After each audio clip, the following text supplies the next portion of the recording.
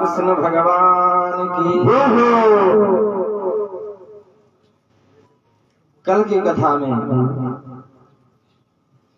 हम सभी भक्तों ने भगवान कन्हैया का जन्मोत्सव बड़े धूमधाम से मनाया। भगवान कन्हैया का जन्मोत्सव नंद बाबा के यहाँ कैसे मनाया गया, ये आप सभी लोग श्रद्धा भाव के साथ श्रवण करें। मथुरा में जैसे ही भगवान कन्हैया का अवतार हुआ, वसुदेव जी महाराज भगवान को अपने सिर में धारण करके गोकुल में पहुंचाया। वहां पर जो नंद रानी ने एक कन्या को जन्म दिया था, उस देव जी ने चुपके से तो बालक को सुलाया और कन्या को लेकर के वापस आए। जैसे ही कन्या को वापस लेकर के आए, मथुरा में प्रवेश किया, तो जो वसुदेव जी के हाथों की पैरों की बेड़ियां खुल गई थी, अपने आप ही लगना प्रारंभ हो गई। जो पहरेदार सो गए थे वो अपने आप ही जगना शुरू हो गए। जो ताले खुल गए थे वो ताले भी लगना प्रारंभ हो गए। ऐसा क्यों? जब भगवान को लेकर के गए तब बेड़ियां खुल गईं, ताले भी खुल गए, पहरेदार सो गए। लेकिन जब कन्या को लेकर के आए तब सब उल्टा हो गया। इसका मतलब ये है कि जब कोई व्यक्ति भगवान को अपने सिर में धारण करके चलता है तो व्यक्ति के सारे बंधन अपने आप ही खुलते जाते हैं। लेकिन जब कोई व्यक्ति कन्या रूपी माया को अपने सिर में धारण करके चलता है तो व्यक्ति अपने आप ही बंधनों में फंसता हुआ चला जाता है। जैसे ही कन्या को लेकर के आए, कंस को पता चला कि देवकी ने संतान को जन्म दिया है। बुलाया गया, देवकी वसुदेव उस कन्या को लेकर के आए।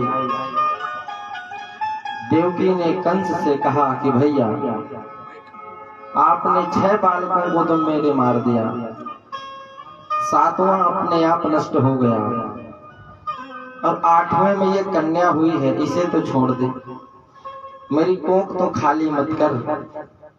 पर कंस ने कहा बिल्कुल भी नहीं छोड़ूंगा। पता नहीं, क्या पता इसका होने वाला पति मेरा काल हो, क्या पता इसके द्वारा जो कोई पुत्र हो वो मेरा काल हो। कन्या को हाथ में लिया और एक पत्थर की शिला में पटक दिया और जैसे ही पत्थर में उस कन्या को जोर से पटका, वो कन्या अष्टभुजा रूप धारण करके आकाश में उड़ गई और आकाशवाणी करके बोली कि किम मया हतया मंदः जातः खलु तवान्तकृत। हे मंद बुद्धि वाले दुष्ट, तू मुझे क्या मारेगा? तेरे मारने वाला तो ब्रज 84 कोस में आ चुका है। कंस ने कहा ये तो बताओ कि ब्रज 84 कोस में आया कहाँ पर है? आकाशवाणी बोली ये नहीं बताऊंगी कि है कहाँ, लेकिन है ब्रज 84 कोस में, ये समझ लो। कंस ने कहा तो फिर मैं अपने काल को पहचानूंगा कैसे? ब्रज 84 कोस कोई छोटा मोटा थोड़ी है, 84 कोस तो बहुत लंबा चौड़ा होता है। अब 84 कोस के दायरे में मैं क्या समझूंगा कि मेरा काल कौन है? वो देखने में कैसा होगा, उसका रूप रंग कैसा होगा, कुछ तो निशानी बताओ जिससे मैं अपने काल को पहचान लूं।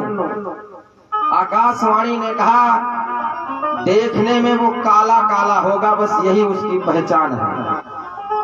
जैसे ही काला का नाम सुना, अब कंस के सामने जो भी काली चीज आ जाती थी उसी को ही अपना काल समझ लेता था। हालत हो गई खराब। जो भी काली चीज दिखे वो यही समझे यही मेरा काल है। अगर दाल में जीरा भी मिल जाए काला काला, तो पूरी दाल को उठा के फेंक देता था कि ये मेरा काल है। इतनी हालत खराब हो गई कंस की। अब रात दिन बराबर उसी काल का चिंतन करता था कि कब मैं अपने काल को मारूं, कैसे अपने काल को मारूं। हर समय बस उसके दिल में यही ख्याल रहता था कि अभी तो मेरा काल छोटा है, अभी मार दूंगा तो ठीक है, पता नहीं बड़ा होने के बाद मैं उसे मार पाऊंगा या नहीं मार पाऊंगा, कुछ गारंटी नहीं है। पर अभी तो छोटा है, अभी मार सकता हूँ, पर मारूं कैसे, ये समझ में नहीं आया। ये हुई मथुरा की बात। अब चले गोकुल में।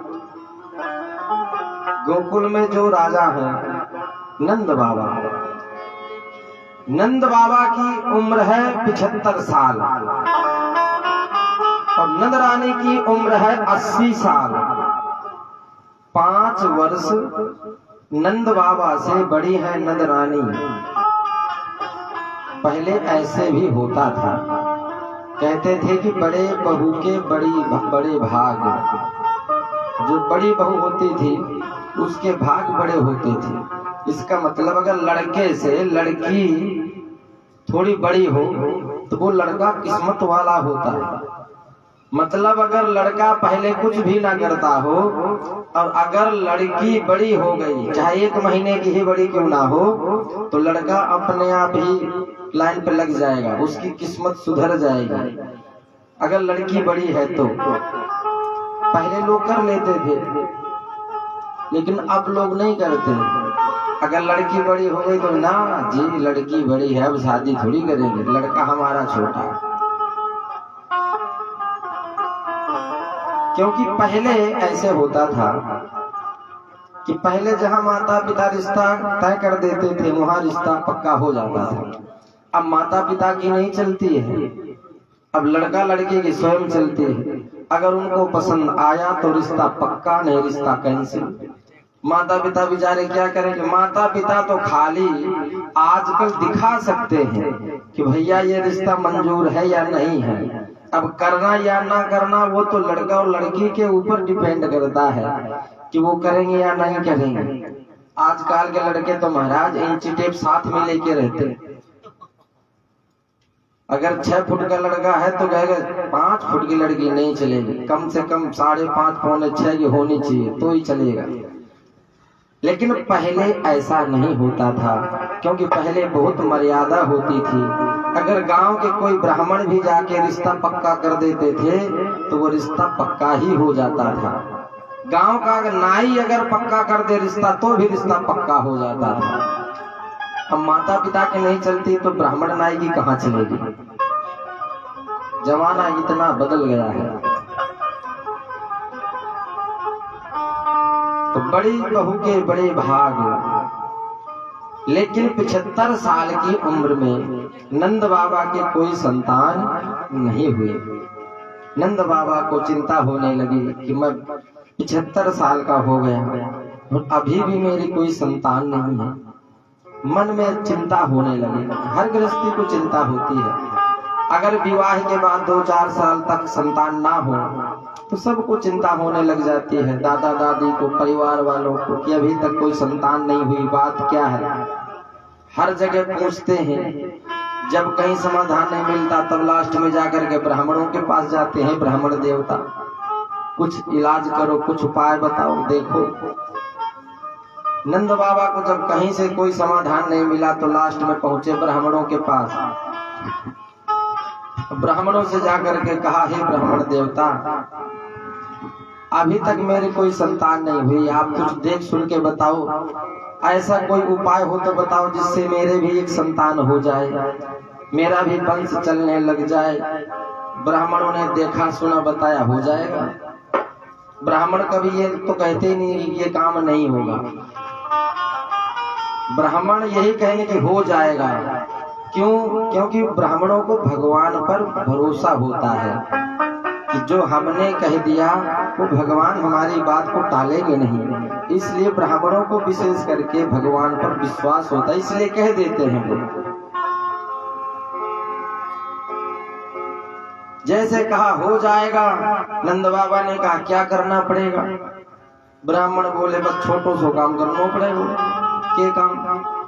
ब्राह्मण बोले नंद बाबा आप अपने घर में एक 7 दिन का अनुष्ठान कराओ, पूजा पाठ कराओ 7 दिन, और चकाचक ब्राह्मणों को माल खिलाओ, सोई बालक तैयार। नंद बाबा बोले माल खिलाने से ही बालक हो जाएगा? ब्राह्मण बोले बिल्कुल, माल खिलाने से ही बालक हो जाएगा। क्योंकि अगर ब्राह्मण देवता खुश तो भगवान अपने आप खुश। और ब्राह्मण खुश किससे होते हैं? बढ़िया बढ़िया माल से। दक्षिणा कम हो तो चल जाएगी, पर अगर हाँ खाने में अगर कमी हो गई तो बिल्कुल भी नहीं चलेगा। खाने पीने के लिए तो ब्राह्मण पूछो मत महाराज, मर जाए। सही बात है। पहले एक कहावत थी, राजस्थान में भी कहावत, ये राजस्थान की कहावत है कि 5 कोस की लाप सी 25 कोस को सीरो, और इतनी दूरी को नहीं छोड़े मारे भाई सारो वीरो। इतनी दूर तक का बताओ, 25 कोस तक पता चल जाता कि सीरो बन रहे हो तो बैठे पहुंच जाता, इतनी दूर। लेकिन अब वो चाव नहीं रहा खाने का, लेकिन पहले बहुत चाव था। अब तो कई तो महाराज डायबिटीज के बीमार हो गए, कई तो शुगर हो रहा है, और कई लोग फिटनेस के चक्कर में मीठा नहीं खाते कि मीठा खाएंगे फिटनेस खराब हो जाएगी, शरीर की मोटापा बढ़ जाएगा। लेकिन पहले दबा के लेते थे और किसी को शुगर उगर नहीं होता था। पहले के लोगों को आपने किसी को भी नहीं सुना होगा कि किसी भी ब्राह्मण को या किसी को भी शुगर था। और अब तो क्या खाते, पहले तो महाराज 50-50 लाडू उन्हें सड़का देता, 100-100 लाडू इतना खाया करता लोग। तो ब्राह्मण जो होते हैं वो खाने पीने के बहुत शौकीन होते हैं कि जाट मरे खाए के, ब्राह्मण मरे खाए के।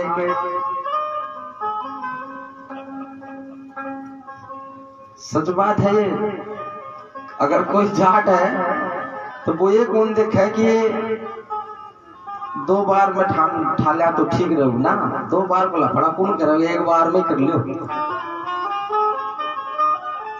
और ऐसे ही ब्राह्मण होते हैं। ब्राह्मणों को अगर बढ़िया भोजन मिल जाए तो ब्राह्मण ये नहीं देखता कि इसे दोबारा भी खा ले ना, 1 बार में ले लो जितनो ले लो, बेरो ना बाद में मिलेगो या नहीं मिलेगो। हाँ खा भी जाए बेरो ना, फिर ब्राह्मण के टेंशन हो जाए, भगवान पहले ही खा लेता तो ठीक रहे। तो ब्राह्मण जो होते हैं वो खाने के बहुत शौकीन, ये भी नहीं सोचेंगे कि पेट में गड़बड़ कर जाएगा, वो ये सोचेंगे पेट में गड़बड़ करो कर ले, वो बाद में करोगे तो कर ही गुनिया, पहले तो खा लो, देखी जाएगी बाद में जो होगी।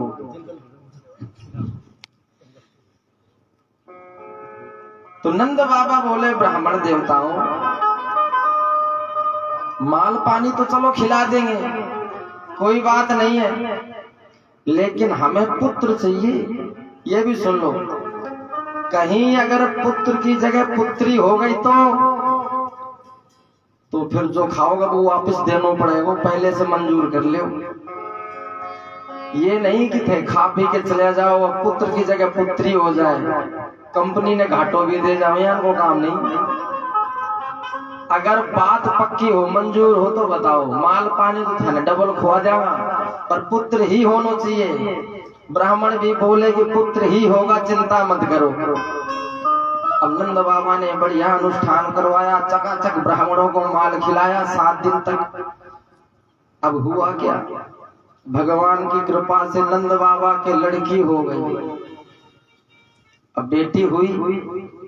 अब ब्राह्मणों को समाचार लग गया कि नंद बाबा की बेटी हुई, अब ब्राह्मणों को हो गई चिंता, ही भगवान ये तो गड़बड़ हो गए। नंद बाबा खायड़ो पेड़ो सारो ही काटेगा, एक तो ये के करो जा। अब ब्राह्मण लागा सारा रात्यों माला फेरन के लागा, हे भगवान किमी तो करो, नहीं मामलो गड़बड़ हो जाओ। अब ब्राह्मणों ने ऐसी माला फेरी, जो मथुरा में बालक हुआ वो पहुंच गया गोकुल, और जो गोकुल में कन्या ने जन्म लिया वो पहुंच गई मथुरा। ऐसा क्यों हुआ, क्योंकि ब्राह्मणों ने ऐसी माला फेरी, तब ऐसा हुआ। बोले भक्त वत्सल भगवान की। नहीं, नंद बाबा के तो कन्या ही हुई थी, लेकिन ब्राह्मणों ने ऐसी माला फेरी कि मथुरा में जो बालक हुआ वो गोकुल आ गया, और जो गोकुल में कन्या हुई वो मथुरा पहुंच गई। ये सब ब्राह्मणों के आशीर्वाद से हुआ। जैसे ही नंद रानी गर्भवती थी, तो नंद रानी की 2 ननद थी। एक को नाम नंदा, एक को नाम सुनंदा। और ये जो ननंद होती है ना, तो यहाँ को मौका देख वही करे कद भाभी की किमी होगी कद साला आपा किमी ने किमी तो मिला ही हो। ये खुशी होती है कि हमारे भाभी के में छोरो है वो जब चलागा, खुशी मनावागा, नाचागा, कूदागा। तो नंदा जो थी वो 4 महीने पहले से ही आ गया। अब 4 महीना पहले से यूं आई। नंदा ने सोचा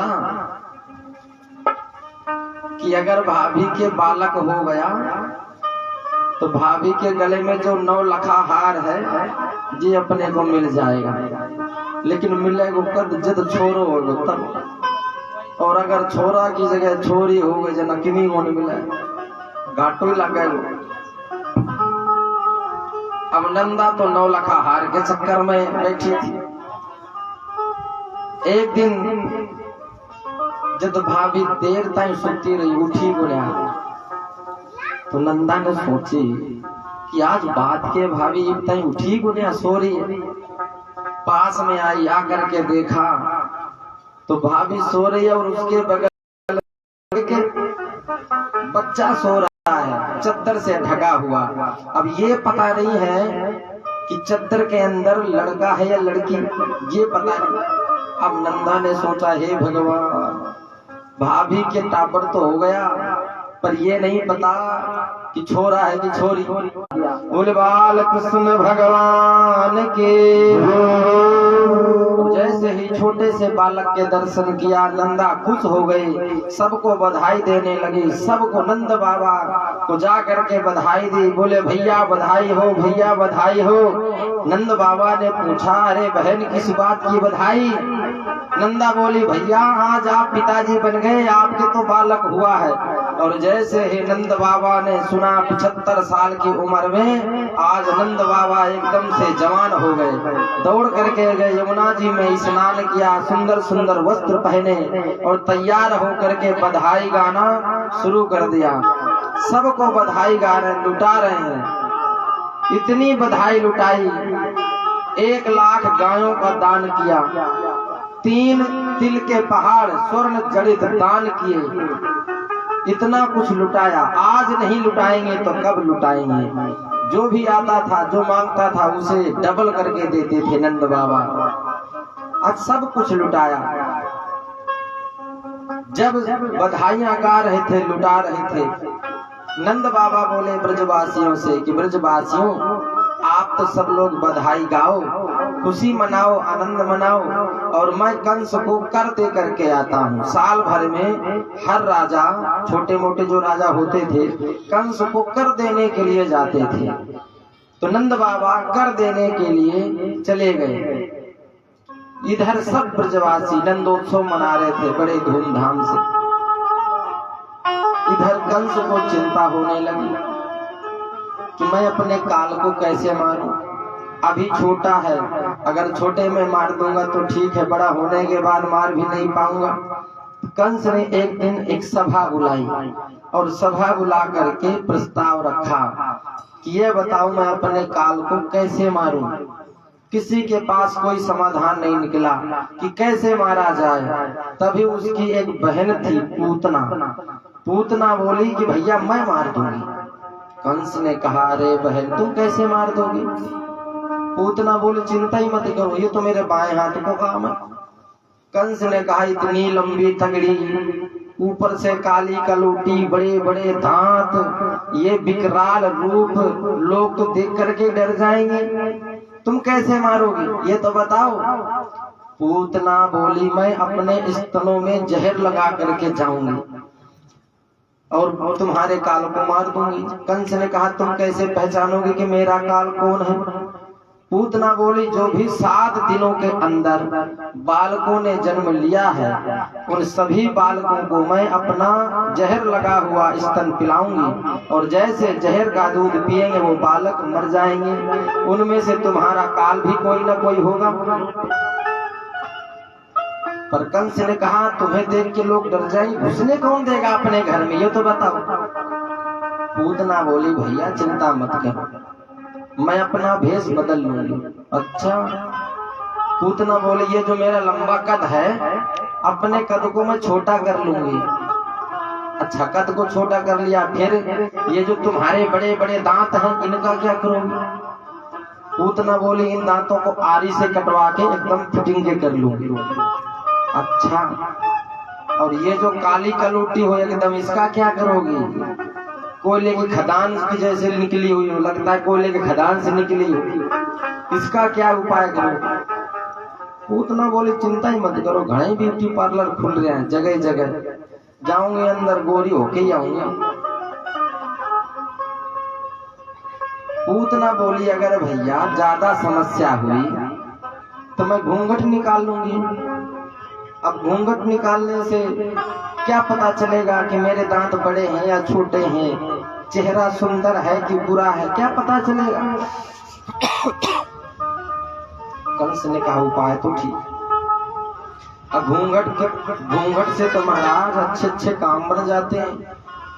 घूंघट का बहुत सारा फायदा हुआ है, इतना घूंघट का फायदा हुआ कि पूछो ही मना था। अब घूंघट का पता है फायदों के हुआ? पहले ये जो घूंघट है हमारे देश में, ये घूंघट की प्रथा नहीं थी, पहले नहीं थी घूंघट की प्रथा। ये घूंघट की प्रथा बाद में चली। बाद में कब चली? जब विदेशियों ने, मुसलमानों ने हमारे देश में आक्रमण किया, विदेशी लोग, तब हमारे देश की माताएं बहनें अपनी अपनी लाज बचाने के लिए ये घूंघट निकाला। तब से ये घूंघट की प्रथा चालू हुई। अब घूंघट का मतलब पता है क्या होता है? घूंघट का मतलब क्या होता है? अच्छा, माताएं बहनें घूंघट निकालती हैं तो क्यों निकालती हैं? हमारे हिसाब से तो एक ही मतलब होता होगा, मान सम्मान करना।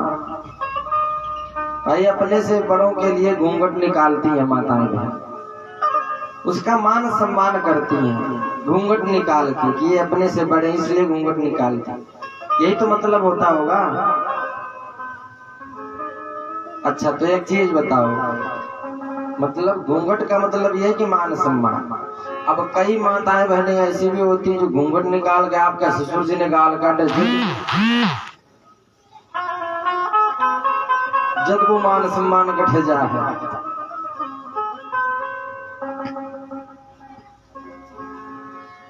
मान सम्मान होता है नजर का, और जो नजर से मान सम्मान नहीं करेगा वो घूंघट से करेगा या नहीं करेगा कोई गारंटी नहीं है।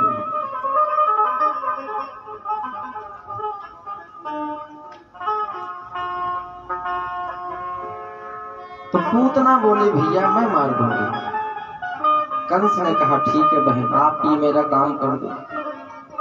पूतना गई, अपने स्तनों में जहर लगा के, भगवान कन्हैया अष्टमी तिथि को आई थी और पूतना जा रही है चतुर्दशी को मारने के लिए। तो 7 दिन हो गए, अष्टमी से चतुर्दशी तक 7 दिन हो गए। तो जो भी 7 दिनों में बालकों ने जन्म लिया था, उन सभी बालकों को एक तरफ से पूतना दूध पिलाती हुई जा रही, जहर का लगा हुआ स्तन, और सभी को एक तरफ से मारती हुई जा रही है। भागवत में एक पूतना है, भागवत में कोई दूसरी पूतना नहीं दी। और अब हमारे देश में इतनी पूतना हो गई, इतनी पूतना जिनकी कोई गिनती भी नहीं गिन सकता है। ऐसा कोई गांव नहीं होगा, ऐसा कोई शहर नहीं होगा जहां पर आपको 2-4 पूतना ना मिल जाए। हर जगह पूतना मिल जाए।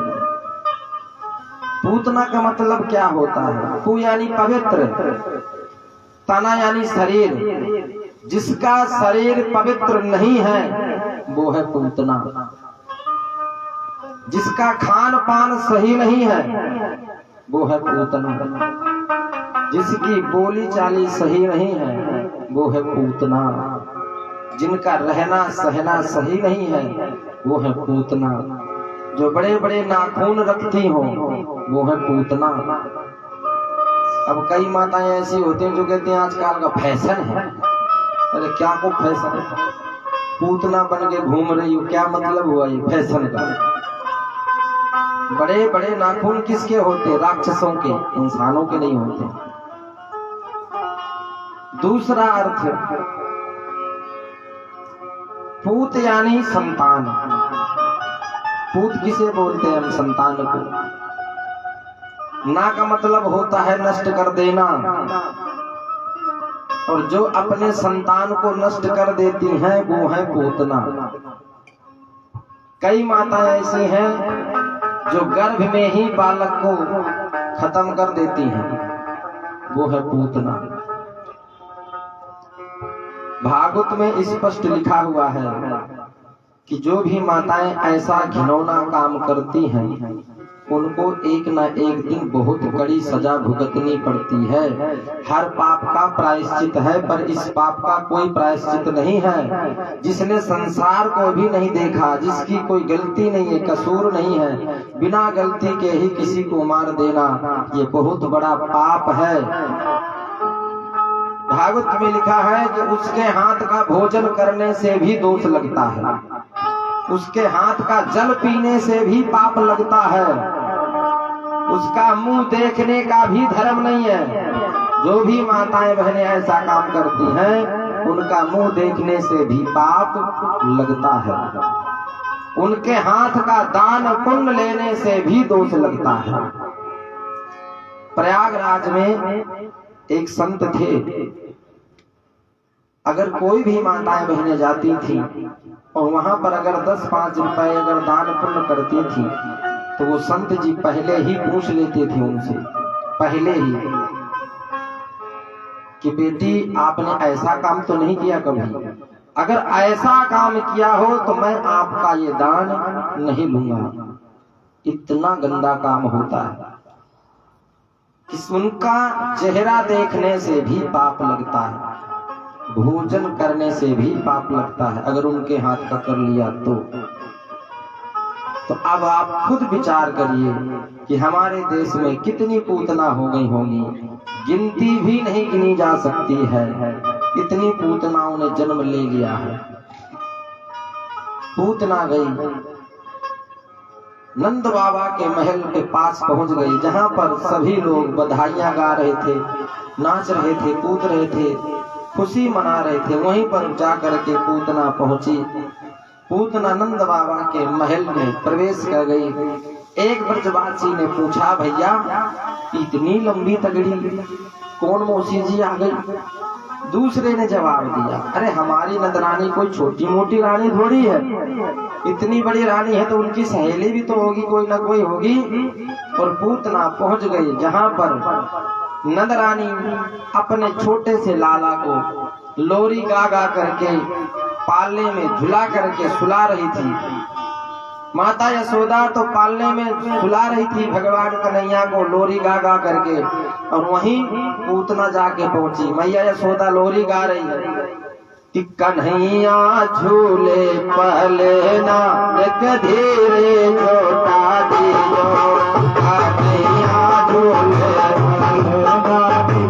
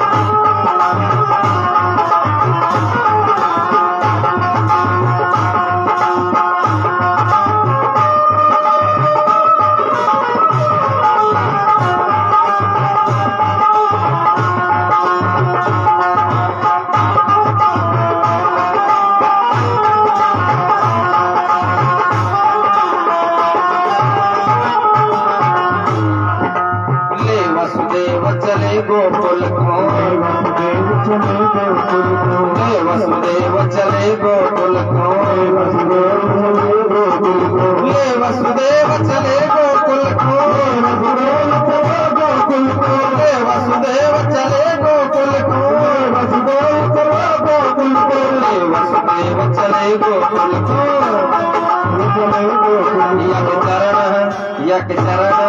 यक चरण पखारे या नानक होले छोटा की जाओ, यक चरण पखारे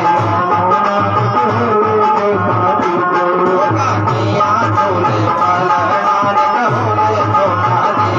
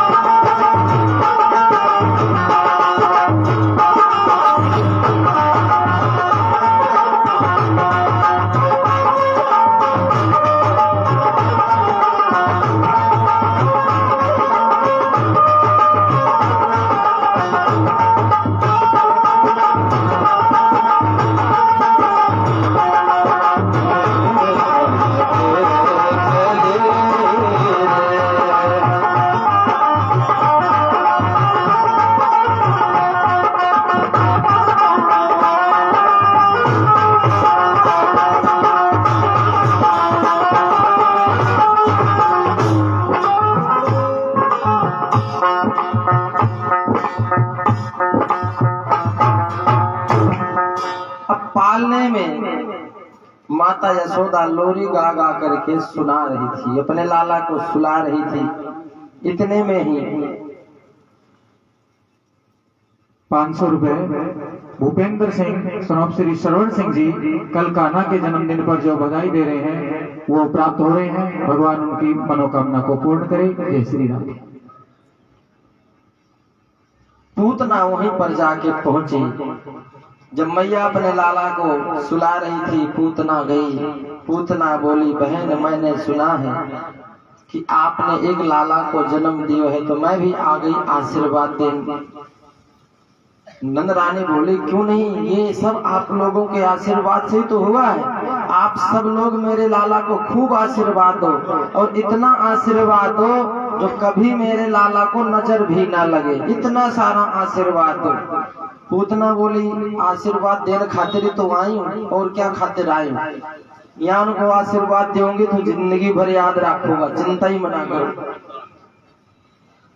यशोदा मैया अपने छोटे से लाला को पूतना की गोद में दे दिया और बोली, बाहर कुछ अतिथि लोग आए हैं, मैं उनकी देखभाल कराऊं, उनकी सेवा पानी कराऊं, और आप जब तक मेरे लाला का ध्यान रखना, मेरे लाला का लाड प्यार खूब करो। पूतना बोली, चिंता ही मत करो, थे जाओ। नंद रानी अपने छोटे से लाला को पूतना की गोद में दे करके वहां से चली गई बाहर अतिथि सेवा करने के लिए। और जैसे ही नंद रानी बाहर गई कि पूतना जहर लगा हुआ अपना स्तन निकाल करके जैसे ही भगवान कन्हैया के मुख में दिया, तो भगवान कन्हैया ने अपनी आंखें बंद कर ली। भगवान ने अपनी आंखें क्यों बंद की? यहाँ पर प्रश्न उठता है। कई संतों के अपने अपने भाव हैं कि भगवान ने अपनी आंखें क्यों बंद की। भगवान ने अपनी आंखें इसलिए बंद की, पहला कारण कि पता नहीं कितने बालकों को मारती हुई आई है, इसका तो मुंह देखने का भी धर्म नहीं है, इसलिए भगवान ने अपनी आंखें बंद करी। दूसरा कारण, भगवान से दयावान कोई भी नहीं हो सकता। भगवान ने विचार किया कि ये आई तो मुझे मारने के लिए है, लेकिन काम वो ही कर रही है जो एक माँ अपने बच्चे के साथ में करती है, क्योंकि एक माँ ही है जो अपने बच्चे को दूध पिलाती है। तो भगवान कन्हैया ने आंख बंद करके देखा, बैकुंठ में अगर कोई जगह खाली हो तो मौसी जी को ट्रांसफर कर दो। तीसरा कारण ये भी हो सकता है, भगवान ने आंख बंद करके विचार किया कि हमारा अवतार हुआ यहाँ मक्खन मिश्री खाने के लिए, और मक्खन मिश्री तो अबे मुंह में नहीं गया और मौसी जी जहर पिलाने पहले ही आ गई। तो आंख बंद करके भोले बाबा को याद किया कि हे भोले बाबा, थाने तो आदत पड़ रही है जहर पीने की, आ जाओ थोड़ो सो और इन्हें और पी लो, क्योंकि मारो काम को ना जहर पीबा को मारो काम है मक्खन मिश्री खाने को, तो जहर जहर थे पी लो और दूध दूध मैं पी लूंगा। जैसे ही आंख बंद करके भोले बाबा को याद किया तो भोले बाबा आ गए और सूक्ष्म रूप लेकर के भगवान कन्हैया के मुख में विराजमान हो गए, और जहर जहर तो भोले बाबा पान कर गए और दूध दूध भगवान कन्हैया पीना शुरू कर दिया। जब तक दूध रहा तब तक दूध पीते गए, और जब दूध खत्म हो गया तो पूतना के प्राणों को पीना शुरू कर दिया, और जब पूतना के प्राणों को पीना शुरू किया पूतना को दर्द हुआ, पूतना जोर जोर से चिल्लाने लगी, कन्हैया छोड़ दर्द हो रहा है, कन्हैया छोड़ दर्द हो रहा है। कन्हैया बोले मौसी जी, या तो हम किसी को पकड़ते नहीं है, और अगर किसी को पकड़ लिया तो फिर कभी छोड़ते नहीं है, फिर तो बहुत सागर पार लगा के ही छोड़ते हैं, यही हमारी आदत है। जैसे ही प्राणों को पीना शुरू किया पूतना को बहुत दर्द हुआ, पूतना जब जोर जोर से चिल्लाने लगी अपने वास्तविक रूप में आई, और जैसे ही अपना वास्तविक शरीर धारण किया पूतना धड़ाम से नंद बाबा के महल के पीछे की ओर पड़ी, और जैसे ही नंद बाबा के महल के पीछे की ओर पड़ी तो जितने भी पेड़ पौधे बाग बगीचे थे सबका चकनाचूर हो गया, क्योंकि पूतना कोई छोटी मोटी नारी नहीं थी। पूतना के पड़ने से बड़े बड़े पेड़ पौधे सब टूट गए, सबका चकनाचूर। जैसे ही आवाज हुई दौड़े दौड़े आए ब्रजवासी, देखा तो भगवान कन्हैया अभी भी पूतना के स्तनों का पान कर रहे हैं। ब्रजवासी दौड़े दौड़े गए नंद रानी के पास, नंद रानी से कहा, अरे मैया आपने अपने लाला को किसकी गोद में दे दिया? जा करके जैसे देखा यशोदा मैया ने राक्षसी के ऊपर भगवान कन्हैया अभी भी उनका स्तनपान कर रहे हैं, दौड़ करके अपने लाला को गोद में उठाया और ले करके आई। यशोदा मैया ने कहा, अगर मुझे ये पता होता कि ये राक्षसी है तो मैं अपने लाला को इसकी गोद में क्यों देती। और भगवान को लेकर के आए गौशाला में, और ले जा करके भगवान को भगवान के नाम से ही गाय के पूंछ से झाड़ा देने लगी, कहीं मेरे लाला को नजर ना लग गई हो। तो अपने लाला की नजर उतारने लगी यशोदा मैया गाय के पूंछ से, और पूंछ से नजर कैसे उतार रही है कि इंद्रियाणि ऋषि के सह प्राण नारायणो वतः। हे प्रभु मेरे लाला की इंद्रियों की रक्षा ऋषिकेश भगवान करें, और प्राणों की रक्षा नारायण भगवान करें।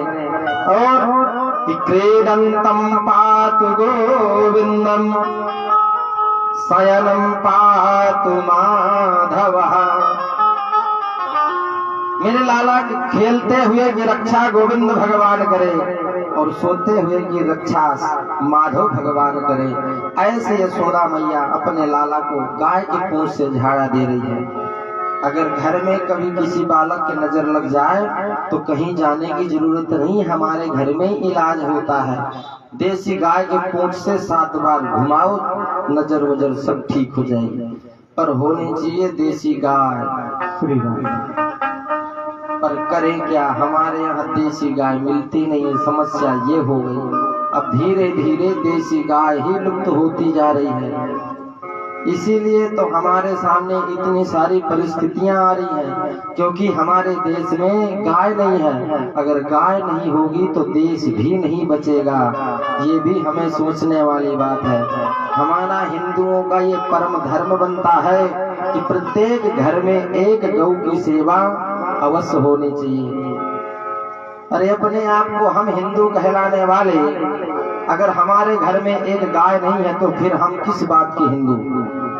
कम से कम एक गाय तो हो।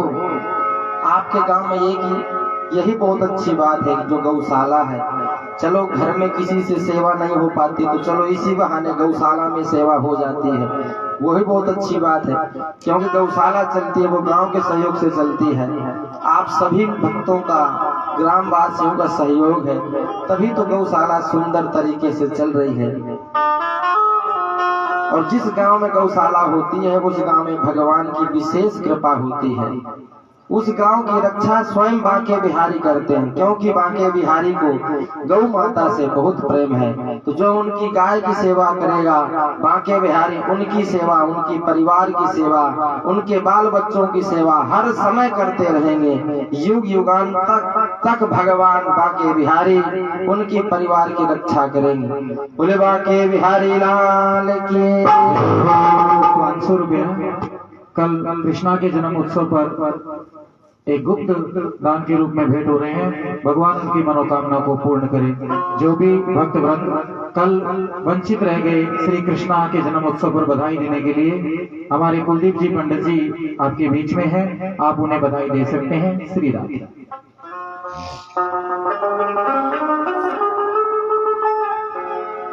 अब समस्या ये हुई कि पूतना के शरीर का दाह संस्कार कैसे किया जाए, क्योंकि पूतना कोई छोटी मोटी नहीं थी। पूतना पता है कितनी लंबी चौड़ी थी, कितनी लंबी तगड़ी। भागवत में लिखा है 3 गब्बी थी। 3 गब्बी थी का मतलब 6 कोस। 6 कोस का मतलब 18 किलोमीटर। इतनी लंबी पूतना थी। कोई 5-7 फुट की नहीं थी, 10, 15, 20 फुट की नहीं थी, ना 20-30 हाथ की थी। 18 किलोमीटर।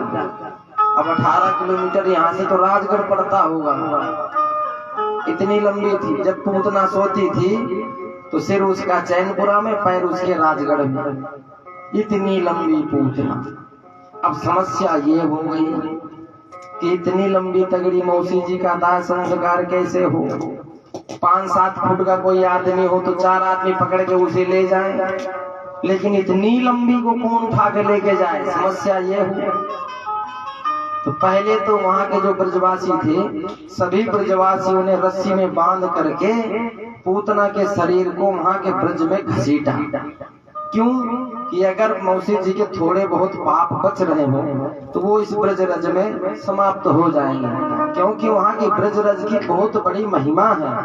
जो भी वृंदावन गए हैं, जो भी ब्रज में गए उन्हें पता है, अगर एक बार ब्रज रज का हमारे शरीर में स्पर्श हो जाए तो भी उद्धार हो जाता है। खाली स्पर्श करने से ब्रज रज की इतनी बड़ी महिमा है। एक बार मुक्ति भगवान कन्हैया के पास गई। यही मुक्ति जो हम लोग सभी चाहते हैं, भगवान हमारी मुक्ति हो जाए, हे भगवान उसकी मुक्ति कर देना। यही मुक्ति एक बार भगवान कन्हैया के पास जाकर के कहा। क्या बोली कि मुक्ति कहे गोपाल से मेरी मुक्ति बताए। हे गोपाल मेरी मुक्ति बताओ, मेरी मुक्ति कैसे होगी। तो भगवान कन्हैया ने जवाब दिया कि हे मुक्ति कि ब्रज रज उड़ मस्तक लगे तो मुक्ति की मुक्ति हुई जाए। हे मुक्ति अगर ये ब्रज रज तुम्हारे मस्तक से लग जाए तो तुम्हारी मुक्ति हो जाएगी। इतनी बड़ी महिमा है ब्रज रज की। अगर कोई भी ब्रज रज में जाए वृंदावन बांके बिहारी के दर्शन करने के लिए तो वहां से और चाहे कुछ लाए या ना लाए, पर वहां से ब्रज रज जरूर लेके आए। और जो हमारे गांव के बूढ़े बड़े लोग हैं जो वो ना जा पाए किसी कारणवश, उन्हें जरूर एक बार ब्रज रज का स्पर्श करा दें, क्योंकि उनका ब्रज रज स्पर्श करने से ही कल्याण हो जाएगा। बोले बांके बिहारी लाल की जय। फिर बाद में पूतना के शरीर के टुकड़े टुकड़े किए गए और टुकड़े टुकड़े करने के बाद पूतना के शरीर का दाह संस्कार किया गया। पूतना का उद्धार करने के बाद भगवान कन्हैया धीरे धीरे बड़े हुए। एक दिन भोले बाबा को जब समाचार लगा कि मेरे नारायण भगवान अवतार लेकर के ब्रज में आ चुके हैं, क्यों ना मैं अब अपने नारायण भगवान के दर्शन करने के लिए जाऊं। अब भगवान अवतार लेकर के आए और भोले बाबा दर्शन करने के लिए ना जाएं, ऐसा तो हो नहीं सकता। अब भोले बाबा से कैसे रुका जाए। अब भोले बाबा तो आएंगे। जब राम जी अवतार लेकर के आए थे तब भोले बाबा अयोध्या भी गए थे दर्शन करने के लिए। जब यहाँ अवतार लेकर के आए तो यहाँ भी भोले बाबा आए। अब भोले बाबा ने विचार किया, अगर ऐसे जाऊंगा तो मुझे दर्शन कौन कराएगा, क्योंकि भोले बाबा का रूप देख करके ही लोग डर जाएंगे ब्रजवासी। तो अब भोले बाबा ने अपना रूप चेंज किया, भेष बदला। अब भेष तो बदल लिया, ब्राह्मण का भेष बना लिया, लेकिन जो भोले बाबा के गण हैं अब उनको कहाँ डाले। बड़े बड़े सांप, अजगर महाराज, बिच्छू, अजगर, ततैया, अब वो तो भोले बाबा के साथ में ही रहते। अब बड़े बड़े सांप गले में लपेटे हुए, कोई फणखार निकाल के खड़ा है। अब भोले बाबा ब्राह्मण का भेष बना करके पहुंच गए नंद रानी के यहाँ। और जैसे नंद बाबा के यहाँ पहुंचे, माता भिक्षाम देही, माता भिक्षाम देही, यशोदा मैया निकल के आई। यशोदा मैया ने कहा, बाबा जी ये बताओ आप क्या लेंगे, आटा, दाल, चावल, सोना, चांदी, पैसा, रुपया, आपको क्या चाहिए। भोले बाबा ने कहा, हमें पैसा, रुपया, सोना, चांदी कुछ भी नहीं चाहिए, तो क्या चाहिए। भोले बाबा ने कहा, हमें आपके लाला के दर्शन चाहिए, आप हमें अपने लाला के दर्शन करा दो, और हमें कुछ भी नहीं चाहिए। यशोदा मैया बोली कि मैं दर्शन तो नहीं कराऊंगी। क्यों नहीं कराओगे। अरे आप देख नहीं रहे हो आपके गले में कितने बड़े बड़े सांप हैं। अरे मेरा लाला तो सांपों को देख करके ही डर जाएगा, मैं आपको ये दर्शन नहीं कराऊंगी। भोले बाबा बोले, मैया ये छोटे छोटे सांप भला आपके लाला को क्या बिगाड़ेंगे। आपका लाला तो बड़े बड़े सांपों के नीचे विश्राम करता है, 1000 फण वाले सर्प के नीचे विश्राम करता है, तो भला ये छोटे छोटे सांप क्या बिगाड़ लेंगे। यशोदा मैया बोली, अरे बाबा जी आप क्या बात करते हो। मेरा लाला अगर स्वप्न में भी किसी सांप को देख ले तो भी डर जाता है, और आप कहते हो कि 1000 फण वाले सांप के नीचे सोता है, जाओ मैं दर्शन नहीं कराऊंगी। भोले बाबा बोले, मैया हमारी तो जिद है कि हम तो आपके लाला के दर्शन करके ही जाएंगे। मैया बोली, मेरी भी जिद है कि मैं आपको अपने लाला के दर्शन नहीं कराऊंगी। भोले बाबा बोले, जब तक आप दर्शन नहीं कराओगे तब तक मैं आपके दरवाजे में ही बैठा रहूंगा। किसी ना किसी दिन तो आप अपने लाला को दरवाजे से बाहर निकालोगी।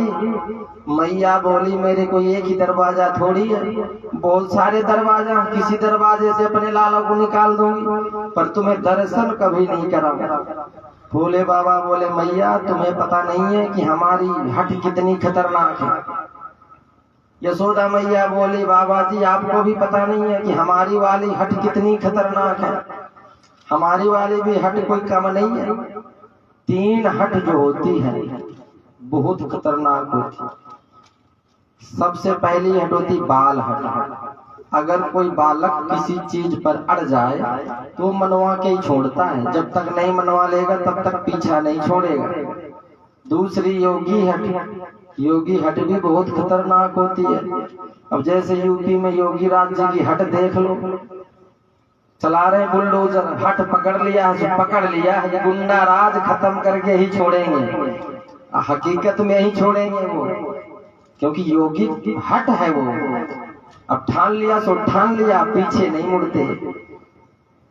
अब तीसरी हट आपको पता है, बताने की जरूरत नहीं है, ये तो बहुत डेंजर होती है, त्रिया हट। अब अगर कोई त्रिया हट, कोई भी औरत पति से हट ठान ले कि आप 5000 की साड़ी चाहिए तो चाहिए, चाहे पति देव के पास बेचारे के धेलो ही नहीं हो, चाहे ब्याज में ठाक लानो पड़े पर लानो पड़े, बेचारा ने क्या करे। इतनी खतरनाक। भोले बाबा ने कहा कि आपको हमारी हट पता नहीं है। यशोदा मैया बोली, आपको भी हमारी वाली पता नहीं है। आप चाहे 1 महीने नहीं, चाहे पूरी जिंदगी बैठे रहो तो भी मैं आपको अपने लाला के दर्शन नहीं कराऊंगी। क्यों? क्योंकि अगर मैं दर्शन कराऊंगी तो मेरे लाला को नजर लग जाएगी, और मैं आपको इसलिए दर्शन नहीं करा सकती कि दिखाओ कोने लाडलो, न नजर लग जाए दिखाओ कोने लाज लग जाए दिखाओ कोने लाज नजर लग जाए दिखाओ कोने लाज नजर लग जाए रे जुलामा हो जाए लग जाए जुलामा हो जाए दिखाओ कोने लाज नजर लग जाए दिखाओ कोने लाज नजर लग जाए।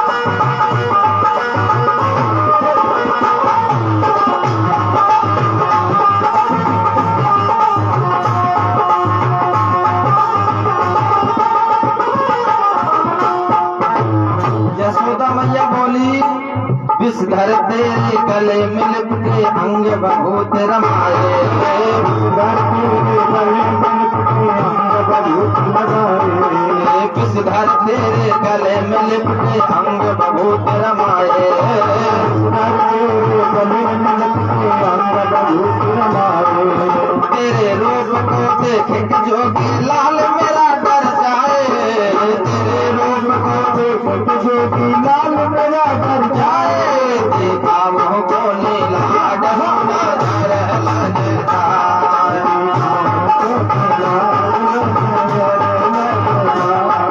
नजर लग जाए रे जुलामा हो जाए लग जाए रे जुलामा हो जाए दिखाओ कोने लाज नजर लग जाए दिखाओ कोने लाज नजर लग जाए।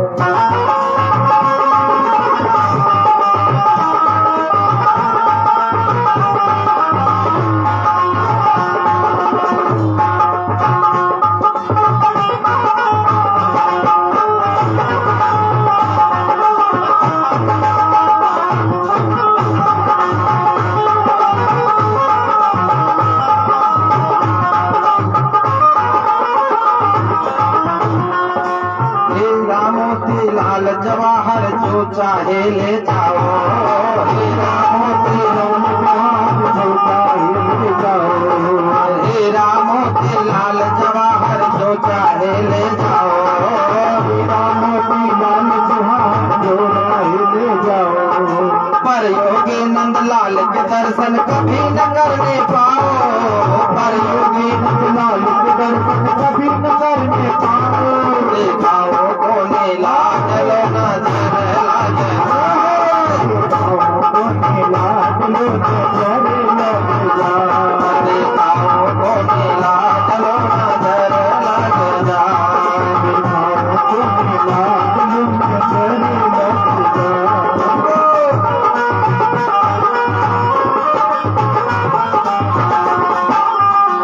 अच्छा एक बात बताओ, देखिए सोच रहा थी यही भगवान ने देख ले होगा, यहाँ करोगा तो पड़ोसी का टप्पर ही नहीं देख पाओगा, भगवान की तो बात छोड़ दो, यहाँ चुपचाप बैठे हो या नीचे नाड़ करके बात के कोई समस्या है क्या, कोई प्रॉब्लम हो तो बताओ। तो यार नीचे नाड़ करके क्या बैठे हो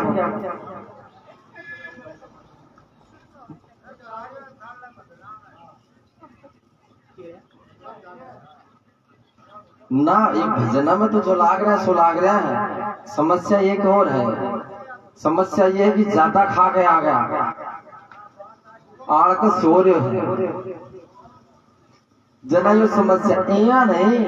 अगर भगवान का दर्शन करना तो कुछ मेहनत भी करनी पड़ेगी, हाथ पैर भी डुलाना पड़ेगा, जना भगवान का दर्शन होगा। अब यहाँ नीचे नाड़ कर थोड़ी भगवान का दर्शन होगा। हाँ कि दिखाओ कोने लाड लो नजर लगता,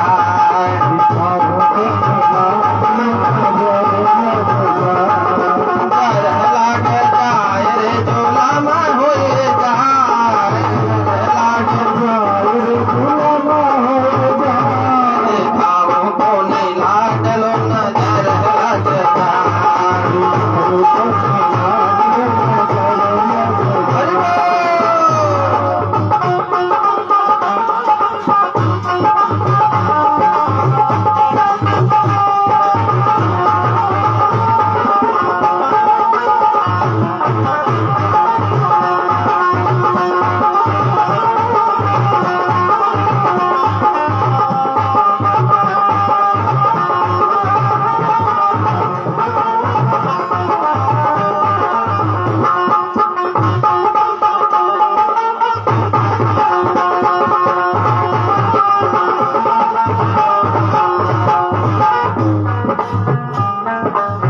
यशोदा मैया ने दर्शन नहीं कराए तो भोले बाबा उदास हो गए।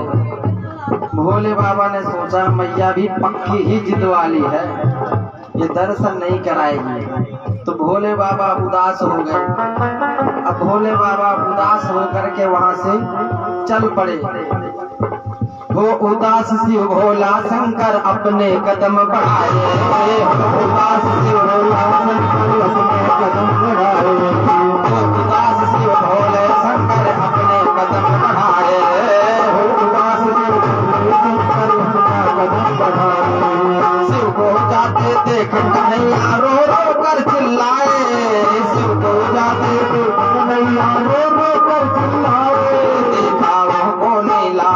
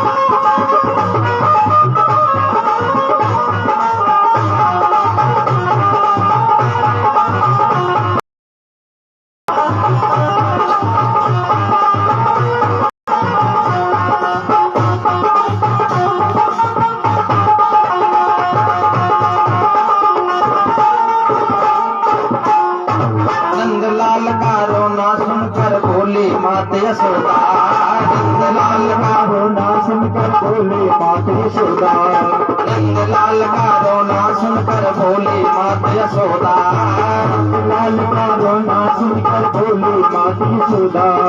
नजर लगा दी मेरे लाल को, हाय हाय अब क्या होगा, नजर लगा दी मेरे लाल को, हाय हाय क्या होगा, दिखाओ को नीला चलो नजर लग जा, दिखाओ को नीला चलो नजर लग जा।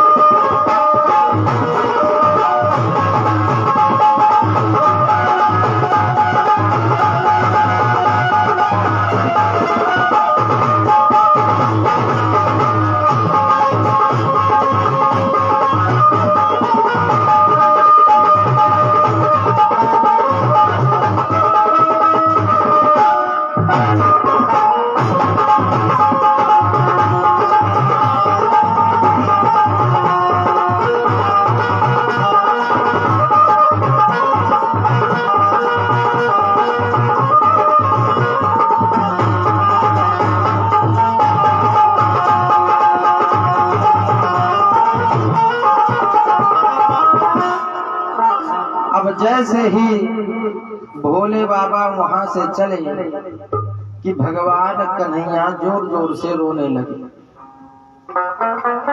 अब जैसे भगवान कन्हैया जोर जोर से रोने लगे, यशोदा मैया ने अपनी सहेलियों से कहा, अरे बहन ये क्या हो गया? अभी तक तो लाला ठीक था, अब अचानक से क्या हो गया? अचानक से रोना शुरू कर दिया। सहेलियां बोली, यशोदा अरे तुम्हारे लाला की नजर लगा दी। अरे किसने नजर लगा दी? बोली जो वो आया था ना बाबा जी, वही नजर लगा के गया। यशोदा मैया बोली तो अभी क्या होगा? सखियां बोली उसी बाबा जी को बुलाया जाए तभी नजर उतारेगा। हे भगवान, अब वो बाबा जी तो गया, अब कौन नजर उतारेगा?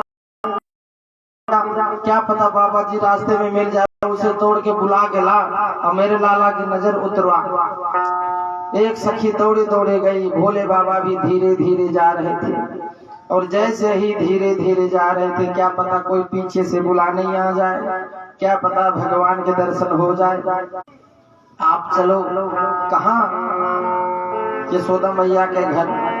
कि चल रे योगी नंद भवन में, तोहे मात यशोदा बुलावे, वाके लाला को नजर लगी है, राहिनो न करवावे। बाबा जी जल्दी चलो, उनके लाला की नजर लग गई है, आपको नजर उतारनी है। नजर उतारने के लिए बुलाया। भोले बाबा ने सोचा अब तो दर्शन हो ही जाएंगे। बाबा फिर से आए और आकर के यशोदा मैया से कहा कि लाओ अपने लाला को नजर उतार दो। यशोदा मैया बोली महाराज दूर से उतार दो, बाहर तो लेके नहीं आऊंगा। भोले बाबा बोले तो फिर नजर भी नहीं उतारूंगा। तो मैया ने क्या किया कि इतना सुनकर माते यशोदा मोहन को ले आए। इतना सुनकर माते यशोदा मोहन को ले आए।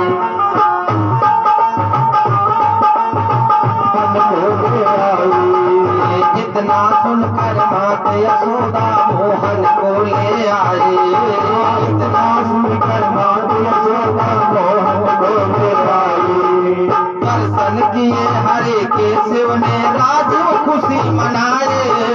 दर्शन किए हरे के शिव ने राजीव खुशी मनाई। देखा वो को नहीं लाज नजर लगना।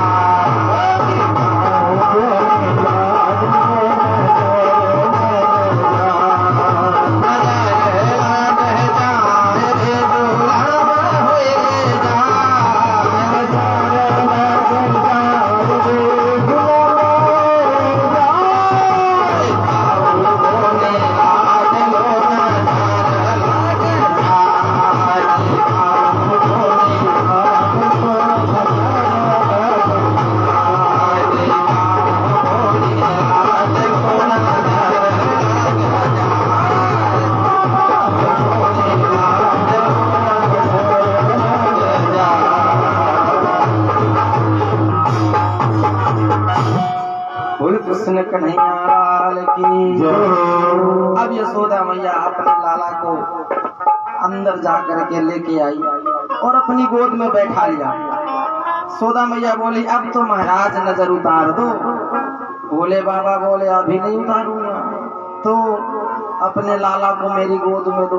यशोदा मैया बोली ये नहीं हो सकता, आप चाहे उतारो चाहे ना उतारो। अब मैं लाला को ले आई, अपने गोद में बैठा लिया, अब आप दूर से नजर उतार दो। भोले बाबा बोले तो ना मत उतारो, मैं तो जा रहा हूं। अगर नहीं देना आप मेरे गोद में तो मत दो। यशोदा मैया बोली हे भगवान अब करूं तो करूं क्यों, देना पड़ेगा। जैसे ही यशोदा मैया ने अपने लाला को भोले बाबा की गोद में दिया कि भगवान कन्हैया जोर जोर से हंसने लगे। और जैसे ही हंसने लगे यशोदा मैया ने सोचा नजर ठीक हो गई, फिर अपनी गोद में तुरंत खींचा और जैसे खींचा फिर कन्हैया रोने लगे। अब भोले बाबा की गोद में जाएं तो कन्हैया हंसने लग जाएं, और मैया की गोद में आए तो कन्हैया रोने लग जाएं। यशोदा मैया ने भोले बाबा से कहा, बाबा ऐसी नजर उतारो जो मेरे लाला को कभी नजर ना लगे। तो भोले बाबा ने कहा, तो फिर आपको एक काम करना पड़ेगा। क्या?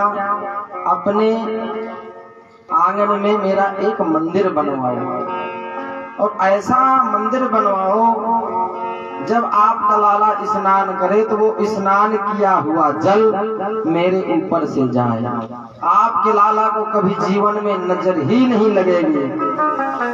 तब भोले बाबा की शर्त मानकर नंद बाबा यशोदा मैया ने सुंदर भोले बाबा के नाम से एक मंदिर बनवाया। और यशोदा मैया ने कहा कि रहे रे योगी नंद भवन में ब्रज में वासो की जय, जब जब मेरो लाला रोवे तब तब दर्शन दीजे, तब तब दर्शन दीजे। जब जब मेरा लाला रोए तब आप प्रभु मेरे लाला को आकर के दर्शन देना, और मेरे लाला की नजर कभी ना लगे ऐसी आप कृपा करके रखना। और नंद बाबा ने सुंदर भोले बाबा के नाम से एक महल में मंदिर बनवाया, जो नंद भवन में आज भी वो मंदिर विराजमान है। नाम रखा नंदेश्वर महादेव। बोले नंदेश्वर महादेव की जय। नंदेश्वर महादेव के नाम से गोकुल में आज भी भोले बाबा का वो मंदिर स्थापित है। धीरे धीरे समय गुजरता गया, कंस तरह तरह के राक्षसों को भेजना शुरू कर दिया। पूतना आई, उसका भी उद्धार किया भगवान ने। एक सट्टासुर नाम का दैत्य आया, भगवान ने उसका भी उद्धार किया। एक तृणावत नाम का दैत्य आया, भगवान ने उसका भी उद्धार किया। नामकरण संस्कार हो नहीं रहा था।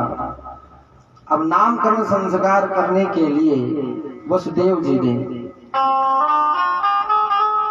अपने गुरु गर्गाचार्य जी को भेजा कि जाओ, मेरे 2 बालक हैं और उनका नामकरण संस्कार करके आओ। गर्गाचार्य जी जा रहे थे, बीच मार्ग में नंद बाबा मिले।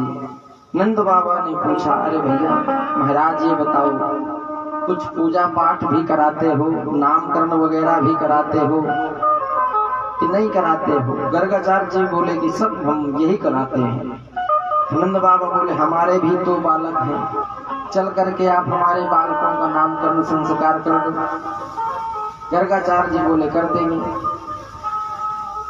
और गर्गाचार्य जी आए और नंद बाबा से बोले, देखो भैया आप कुछ बड़ा उत्सव मत रखना, क्योंकि बड़ा उत्सव करते ही कंस कोई न कोई राक्षस भेज देता है, तो कहीं गड़बड़ ना हो जाए, आप चोरी छिपे ही नामकरण संस्कार करवा लीजिए। बोले ठीक है, चोरी छिपे गौशाला में कर दो महाराज, किसी को पता भी नहीं चलने देंगे। रात्रि का विश्राम हुआ। नंद रानी ने पूछा, महाराज आप अपने हाथ का भोजन बना के खाते हैं या फिर बना बनाया लेते हैं? गर्गाचार्य जी बोले, हम तो अपने हाथ से ही भोजन बना के ठाकुर जी को प्रसाद भोग लगा के फिर हम खाते हैं। नंद रानी ने सूखा सामान ले दिया, आटा, दाल, चीनी, चावल, दूध, लो महाराज सुंदर खीर बनाओ और ठाकुर जी को भोग लगाओ और आप भी पाओ। गर्गाचार्य जी ने सुंदर खीर बनाया और खीर का भोग लगाया। भगवान को आंख बंद करके भगवान को अर्पण करने लगे कि त्वदीयमस्तु गोविंदम तुभ्यमेव समर्पये ग्रहाण सम्मुखो गोत्वा प्रसीद परमेश्वर। और जैसे ही मंत्र बोला कि भगवान कन्हैया घुटमन चल करके आए और गर्गाचार्य जी तो आंख बंद करके भोग लगा रहे थे और भगवान कन्हैया आकर के खीर को खाना शुरू कर दिया। और जैसे ही खीर को खाना शुरू किया, आंख खोल के देखा तो भगवान कन्हैया खीर खा रहे थे। गर्गाचार्य जी को क्रोध आया, दौड़ के गए नंदरानी के पास। नंदरानी से कहा, नंदरानी आप अपने लाला को संभालती भी नहीं हो, मेरी खीर को जूठी कर दिया, अब मैं क्या खाऊंगा। नंदरानी बोली, महाराज अभी बालक है, छोटा है, आप क्रोध मत करो, आप एक काम करो, दोबारा बना लो। दोबारा से खीर बनाया और जैसे ही खीर बनाया फिर से वही भोग लगाया और जैसे ही भोग लगाया फिर भगवान कन्हैया घुटमन चल के आए और आकर के उस खीर को खाना शुरू कर दिया। अब जैसे ही खीर को खाना शुरू किया, जैसे ही देखा गर्गाचार्य जी ने फिर नंदरानी के पास गए और जाके कहा, अरे नंदरानी देख नहीं रही हो कितना उद्यमी है आपका लड़का, कितना उदंड हो गया है, मेरी खीर को फिर से जूठी कर दिया है, अब मैं क्या करूं। बलराम भैया ने कहा, अरे कन्हैया क्यों परेशान करता है। भगवान कन्हैया बोले, भैया अगर मुझे कोई बुलाएगा, मेरा प्रेम से कोई भोग लगाएगा, मैं तो प्रसाद ग्रहण करूंगा ही ना, इसमें मेरा क्या दोष है। उन्होंने मुझे प्रेम से बुलाया था इसलिए मैंने प्रसाद को ग्रहण करने के लिए चला गया। बलदाऊ भैया बोले, कन्हैया परेशान मत कर। कन्हैया ने विचार किया कि इनके मन में जो शंका, वो शंका मुझे दूर करनी पड़ेगी। अब जैसे ही तीसरी बार खीर बनाया, भोग लगाया, अब भगवान कन्हैया वहीं पर गर्गाचार्य जी के सामने चतुर्भुज रूप में प्रकट हो गए। और जैसे ही चतुर्भुज रूप में प्रकट हुए, गर्गाचार्य जी ने भगवान के रूप को देखा तो भगवान के रूप को ही देखते रह गए। गर्गाचार्य जी भगवान के स्वरूप में ही खो गए। रात्रि विश्राम हुआ, जैसे सुबह हुआ, नामकरण संस्कार करने का जब समय आया, रोहिणी मैया और यशोदा मैया दोनों ने विचार किया कि परीक्षा लेते हैं बाबा जी की, ये बाबा जी पक्का है या कहीं झोला छापी है, ऐसे ही तुक्का मारने वाला। अभी परीक्षा लेते हैं, अगर जानकार होगा तो ही सच बता देगा क्या बात है। जो यशोदा का पुत्र है उसे रोहिणी मैया ने अपनी गोद में ले लिया और जो रोहिणी का बालक था उस बालक को यशोदा मैया ने अपनी गोद में ले लिया।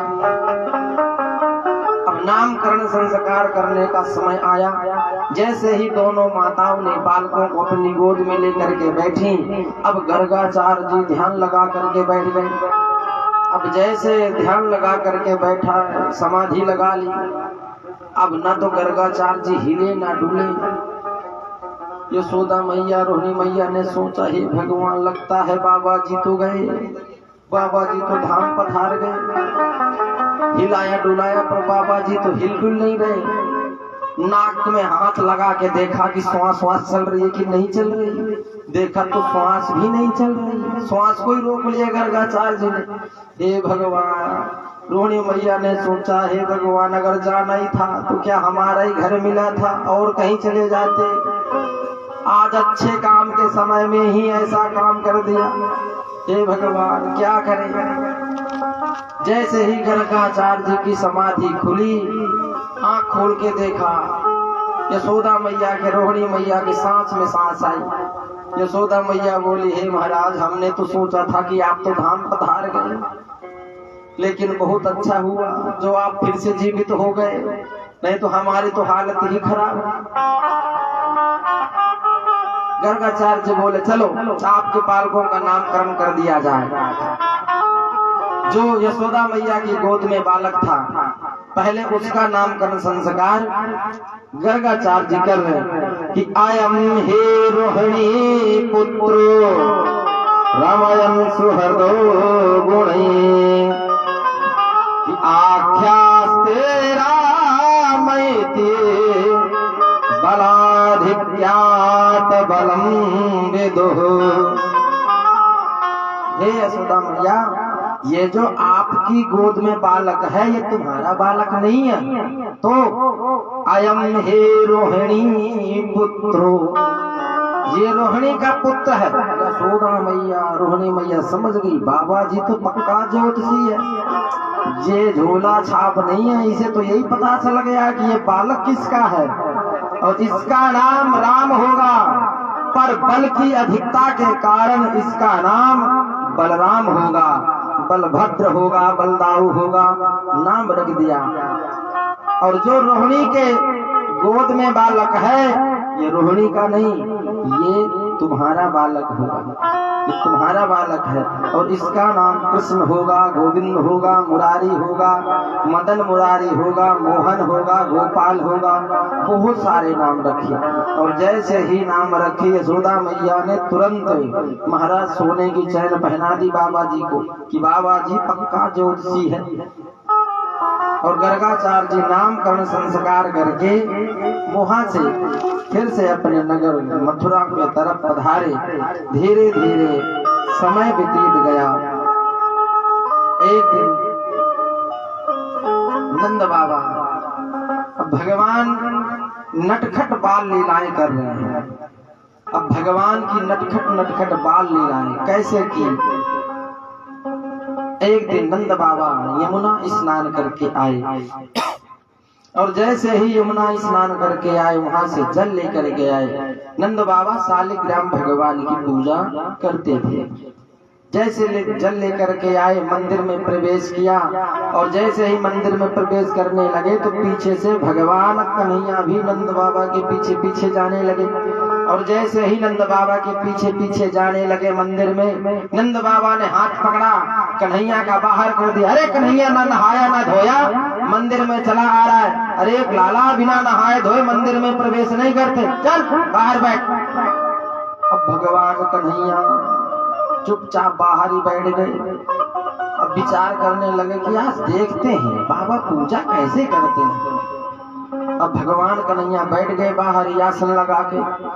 अब नंद बाबा शालिग्राम भगवान को स्नान कराने लगे। शुद्ध जल से स्नान कराया, दूध से स्नान कराया, दही से स्नान कराया, शहद से स्नान कराया, चीनी से स्नान कराया, घी से स्नान कराया, पंचामृत से स्नान कराया। और जैसे ही पंचामृत से स्नान करा रहे थे कि भगवान कन्हैया की आंखों में पानी आने लगा, मुख में। जैसे ही पंचामृत से स्नान करा रहे थे अब भगवान कन्हैया के मुख में पानी। कन्हैया ने सोचा हे भगवान, बाबा रोज पंचामृत से स्नान कराते हैं तो दही घी शहद शक्कर से ये तो बड़े मीठे हो गए होंगे। जब रोज ही नहलाते हैं पंचामृत से तो ये तो बड़े मीठे हो गए होंगे। चलो आज देखते हैं कितने मीठे हो गए, आज देखें भी तो सही। जैसे नंद बाबा ने पंचामृत से स्नान कराया, शुद्ध जल से स्नान कराया, चंदन लगाया, तुलसी पत्र चढ़ाया। शालिग्राम भगवान में तुलसी पत्र रोज चढ़ता है। अगर तुलसी का पत्र जब तक शालिग्राम भगवान की नहीं चढ़ता तब तक शालिग्राम भगवान के सिर में दर्द होता रहता है। इसलिए शालिग्राम जी की जो भी सेवा करते हैं उन्हें रोज शालिग्राम भगवान के तुलसी चढ़ाना चाहिए। और चाहे कुछ भी ना चढ़ाए तो चलेगा, पर तुलसी पत्र जरूर होना चाहिए। जैसे शिव जी के पूजा में विशेष करके बील पत्र होता है, अगर आप कुछ भी ना चढ़ाओ तो चलेगा, बील पत्र से ही भोले बाबा प्रसन्न हो जाते हैं। ऐसे ही ठाकुर जी की पूजा में तुलसी पत्र विशेष महत्व है। तुलसी का पत्र चढ़ा करके भोले बाबा माला जाप करने लगे। अब जैसे ही माला जाप करने लगे आंख बंद करके भगवान कन्हैया धीरे धीरे घुटमन आए। और जैसे ही धीरे धीरे चल के आए, बाबा जाप कर रहे थे और कन्हैया बाबा के बगल में बैठ गए। कन्हैया ने सोचा आज देखते हैं कि शालिग्राम कितने मीठे हो गए, आज ट्राई करें। अब भगवान कन्हैया ने शालिग्राम जी को उठाया और उठा करके अपने मुख में रख लिया कि आज देखें तो सही कितने मीठे हैं। और भगवान शालिग्राम जी को अपने मुख में रख के पपोड़ने लगे। देख रहे थे कितने मीठे। और वहीं पर बैठ गए। मुख में शालिग्राम जी और कन्हैया हाथ जोड़ करके बैठ गए बाबा जी के बगल में। अब जैसे नंद बाबा की माला पूरी हुई तो आंख खोल करके देखा, अब सामने नजर पड़ी तो शालिग्राम भगवान गायब। अब जैसे शालिग्राम जी गायब हो गए, नंद बाबा ने सोचा हे भगवान अभी तो थे, अब अचानक से शालिग्राम जी कहाँ गए। बगल में जैसे देखा तो भगवान कन्हैया ध्यान लगाए बैठे थे। नंद बाबा ने पूछा कन्हैया से, कन्हैया शालिग्राम जी कहाँ गए। अब कन्हैया बोले तो बोले कैसे, क्योंकि मुंह में शालिग्राम जी बोल भी नहीं सकते। नंद बाबा ने कहा कन्हैया कहाँ गए शालिग्राम। अब कन्हैया बोल अब हूं के अलावा बोले ही नहीं, क्योंकि अब बोले क्या, मुंह से जुबान ही नहीं निकल रही, क्योंकि शालिग्राम जी में। नंद बाबा ने कहा लाला बता कहाँ गए शालिग्राम। जैसे 2-4 बार ऐसे किया, कन्हैया का मुंह फूला। नंद बाबा समझ गए कि मामला तो कुछ गड़बड़ है भैया। जैसे मुंह फूला दिखा, नंद बाबा ने जैसे कन्हैया के गाल में एक थप्पड़ लगाया, शालिग्राम जी बाहर। अब जैसे शालिग्राम बाहर आए, नंद बाबा गए नंदरानी के पास, बोले नंदरानी अरे देखती नहीं कितना अभी से उधम करता है, अगर अभी से इतनी बदमाशी करेगा तो बड़ा होकर के क्या करेगा। नंदरानी बोली अरे इतना हल्ला क्यों करते हो, इतना क्यों डांट रहे हो, अभी तो बालक है बेचारा, इसकी क्या गलती है, इसने जामुन समझ के खा लिया होगा। जैसे जामुन वैसे शालिग्राम भगवान, आप क्यों इतना क्रोध करते हो। नंद बाबा ने दोबारा से स्नान कराया, चंदन लगाया, तुलसी पत्र चढ़ाया। भगवान कन्हैया ऐसे ही नटखट बाल लीलाएं करने लगे। बोले भक्त और भगवान के। एक दिन माता यशोदा छाछ पिलो रही थी। जैसे छाछ पिलो रही थी, सुबह सुबह भगवान कन्हैया की नींद खुली और नींद खुलते ही आए और अपनी माँ की साड़ी का पल्लू पकड़ के खड़े हो गए और माँ से बोले माँ मुझे बहुत जोर से भूख लग रही है, कुछ खाने के लिए दो। मैया बोली कि लाला अभी तो मक्खन निकला नहीं, अभी थोड़ी देर में मक्खन निकलेगा तब तुझे रोटी बना के फिर मक्खन लगा के दूंगी। कन्हैया बोले नहीं मैया मुझे तो अभी बहुत जोर से भूख लग रही है, अभी दो, और मेरी तो जिद है कि अभी खाऊंगा और इसी में से खाऊंगा। मैया बोली इसी में से कब खाएगा, जब निकलेगा तभी तो खाएगा, इसमें से अभी तो निकला ही नहीं तो क्या खाएगा। कन्हैया बोले मैया मेरी जिद है कि मैं अभी खाऊंगा और इसी में से ही खाऊंगा। जब ज्यादा ही जिद करने लगे तो मैया ने कन्हैया का हाथ पकड़ा और झटकार दिया, चल सुबह सुबह परेशान करने लगा और कोई काम नहीं है। और जैसे ही झटकारा तो भगवान कन्हैया रोने लगे और जैसे ही रोने लगे तो माता यशोदा का हृदय भर आया, क्योंकि कोई भी माँ क्यों ना हो, जब उसका बालक रोता है तो माँ का हृदय अपने आप ही भर आता है। कोई भी माँ नहीं चाहती कि मेरा बेटा रोए, हर माँ यही चाहती है कि मेरा बेटा हर समय हंसता रहे। कोई भी क्यों माँ ना हो, वो अपने बालक को कभी रोते हुए देखना नहीं चाहती। अगर कभी कोई भी माँ जब अपने बच्चे को मारती है ना, पहले तो वो दिल से मारती नहीं है, वो तो दिखावा करने के लिए मारती है कि हाँ सबको ये दिखे कि ये भी मारती है, इसे भी गुस्सा आता है, पर सच में दिल से वो अपने बच्चे को मारती नहीं है, दिखावा में ही मारेगी।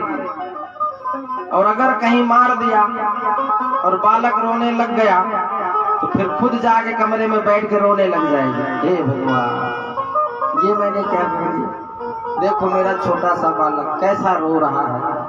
क्योंकि माँ का हृदय अलग ही होता है, माँ का हृदय बड़ा कोमल होता है, इसलिए कोई भी माँ ये नहीं चाहती कि मेरा बेटा रोए।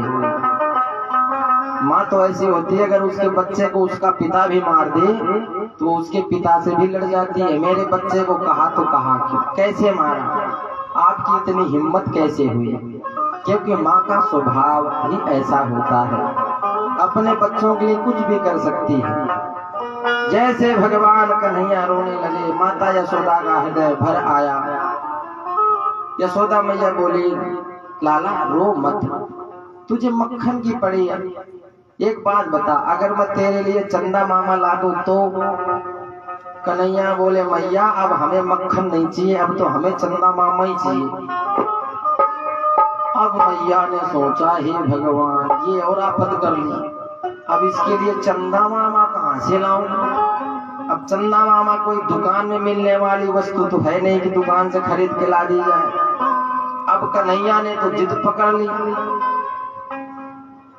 अब मैया ने क्या किया, एक थाली में पानी भर दिया और थाली में पानी भर के रख दिया सूर्य भगवान के सामने। अब सूर्य भगवान उस थाली में दिखाई दिए। मैया बोली लाला ये तेरे चंदा मामा। अब जैसे ही भगवान ने हाथ लगाया तो वहाँ काई के चंदा, वहाँ तो पानी। कन्हैया बोले मैया इसमें कहाँ चंदा मामा, इसमें तो पानी है। मैया बोली तो फिर मैं तेरे लिए ओरिजिनल कहाँ से लाऊं ये तो बता। फिर कन्हैया रोने लगे। अब जैसे कन्हैया ने फिर से रोना शुरू किया। अब मैया बोली लाला एक बात बता, अगर मैं तेरी शादी करवा दूं तो कैसा रहे?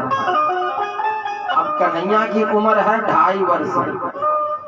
अब 2.5 वर्ष के भगवान अब कन्हैया से कहा कि लाला ये बता अगर मैं तेरी शादी करवा दूं तो कैसा रहे? कन्हैया बोले मैया अब ना हमें तेरा मक्खन चाहिए और न तेरा चंदा चाहिए, अब तो हमारी शादी कराओ, अब तो हमें दुल्हन चाहिए। अब मैया ने सोचा हे भगवान ये और आफत कर लिया, अब इसके लिए दुल्हन कहाँ से लाऊं? उम्र 2.5 साल, अब इसके लिए दुल्हन कितनी बड़ी ढूंढूं? मैया बोली लाला ये तो बता तुझे दुल्हन कैसी चाहिए ये तो बता। कन्हैया बोले मैया सबसे पहले तो गोरी होनी चाहिए। मैया बोली लाला पहले खुद नहीं देख ले, कालो कालो तो पड़े तन गोरी कठों मिलेगी। कन्हैया बोले मैया हम चाहे कैसे भी हो लेकिन बहू लेंगे तो गोरी लेंगे। अच्छा लाला और कैसी लेगा? बोले आंख बड़ी बड़ी होनी चाहिए। अच्छा और लाला कैसी लेगा? बड़ी कितनी होनी चाहिए ये भी बता दे, कितनी बड़ी लेगा? कन्हैया बोले मैया इतनी बड़ी होनी चाहिए, इतनी बड़ी होनी चाहिए कि जब मैं गऊ चराने वन में जाऊं ना तो अपनी दुल्हन को जेब में भर के साथ में ले जाऊं। अब मैया चक्कर में हे भगवान इतनी बड़ी दुल्हन कहाँ से लाऊं जो इसकी जेब में ही आ जाए? अब मैया ने सोचा कि ये कोई प्लास्टिक की गुड़िया की बात कर रहा होगा, तो मैया ने एक प्लास्टिक की गुड़िया पकड़ा दी, ले लाला यही है तेरी बहू। कन्हैया ने प्लास्टिक की गुड़िया को उठा के मैया की खोपड़ी में पटका। अरे मैया ये हमें डुप्लीकेट थोड़ी चाहिए, तो बोले हमें ओरिजिनल चाहिए। मैया बोले तो लाला तो मैं तेरे लिए ओरिजिनल कहाँ से लाऊंगा बता। तो भगवान कन्हैया बोले कि राधिका गोरी से विरज की छोरी से मैया करा दे मेरो प्यार। राधिका गोरी से विरज की छोरी से मैया करा दे मेरो प्यार। राधिका गोरी से विरज की छोरी से मैया करा दे मेरो प्यार। देखिए आप सभी के बीच में कान्हा जी आ रहे हैं, आप ऐसे बैठे रहेंगे कान्हा के स्वागत में। उठाइए दोनों हाथ एक बार ऊपर और जोरदार तालियों से। उम्र तेरी छोटी है, नजर तेरी खोटी है,